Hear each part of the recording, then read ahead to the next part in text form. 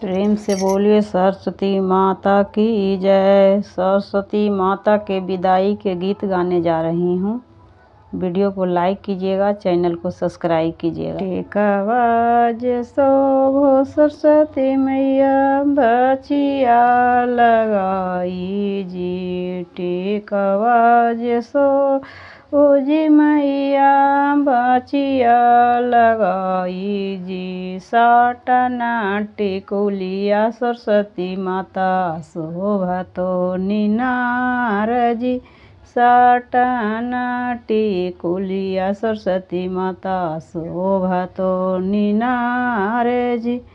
चौठा के आई है सरस्वती मैया पचमी पूजन माजी। अजी छोमी के हो हवन मा सरस्वती माता सातमी बिदगिया जी। अजी छोमी के हो हवन मा सरस्वती माता सातमी बिदगिया जी। चैनमा जे शोभो सरस्वती मैया लॉकेट लगाई जी। चैनमा जे शोभो सरस्वती मैया लॉकेट लगाई जी। अजी साटना टिकुलिया सरस्वती माता शोभा तो निनार जी। अजी साटना टिकुलिया सरस्वती माता शोभा तो निनार जी। चौठा के आई है सरस्वती माता पचमी पूजैया जी। आजी छमी के हो हवन मा सरस्वती माता सातमी के बिदगिया जी। आजी छमी के हो हवन मा सरस्वती माता सातमी के बिदगिया जी।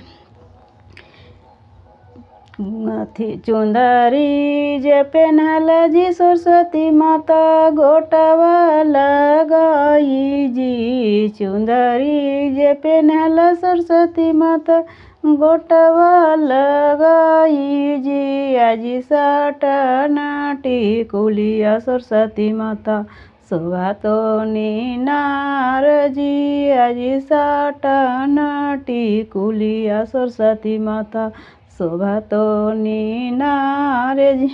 चौठा के आई है सरस्वती माता पचमी पूजन माजी। आजी छमी के हो हवन मा सरस्वती माता सातमी के बिदगिया जी। आजी छमी के हो हवन मा सरस्वती माता सातमी के बिदगिया जी। पहलावा जे पेन्हल सरस्वती माता बिछिया लगाई जी। आजी साटना टिकुलिया सरस्वती माता शोभा तो निनार जी। आजी साटना टिकुलिया सरस्वती माता शोभा तो निनार जी।